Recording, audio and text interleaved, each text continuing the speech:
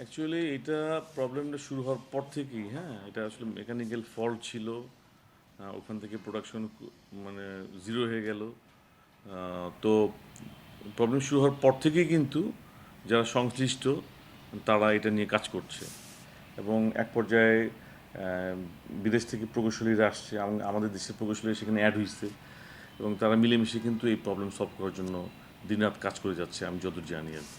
এইটা আসলে আমরা ঠিক বলতে পারবো না, কারণ ওইটা একটা আলাদা কোম্পানি, হ্যাঁ। তো ওই কোম্পানি থেকে আমরা কোনো লিখিত বা কোনো ইনফরমেশন ওইভাবে পাই না।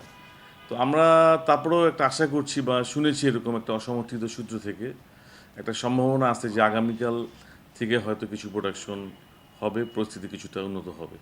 এখন ওখান থেকে তো আমরা আসলে পেতাম প্রায় 550। এখন শুরুতেই তারা কতটুকু প্রোডাকশন যেতে পারবে সেটা তো ঠিক বলা যাচ্ছে না। যদি তারা 550ই যেতে পারে, প্রোডাকশনে যেতে পারে, তাহলে আশা করা যাচ্ছে যে যখন থেকে ওরা প্রোডাকশনটা শুরু করবে এবং লাইনে গ্যাস দিয়ে শুরু করবে, এর এর 5 থেকে 6 ঘন্টা পরে এটার ইম্প্যাক্টটা আমরা পেয়ে যাবো আর কি। এটা হচ্ছে যে মানে কার্গোর যে কার্গোর যে আপনার শিডিউলটা, সেইটাতেও কিছু সমস্যা হয়ে যেতে পারে এই ধরনের ক্ষেত্রে, হ্যাঁ। কারণ এগুলো তো শিডিউল অনেক আগে থেকেই করা থাকে।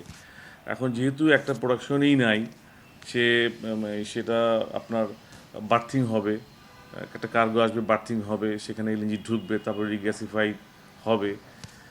তো এইটার শিডিউলটা অ্যাকচুয়ালি আমরা এখান থেকে ভালো বলতে পারবো না, কিন্তু কিছু সমস্যা সেখানে হতে পারে। আচ্ছা, এইটা দেখেন, আমরা তো আসলে ওটা আলাদা কোম্পানি, হ্যাঁ। আর এই ধরনের ইনফরমেশনগুলো আমাদের কাছে আসেও না। তবে যতটুক আমরা ধারণা করতে পারি সেটা হচ্ছে, বা শুনেছি যতটুক আর কি, সেটা হচ্ছে যে কিছু মেনটেনেন্স ইন্টারনালি ওটাতে কিছু করতে হয়েছে, যার জন্য ওখান থেকে কিছু প্রোডাকশন কম হয়েছে আর কি, বা এখনও কম হচ্ছে আর কি।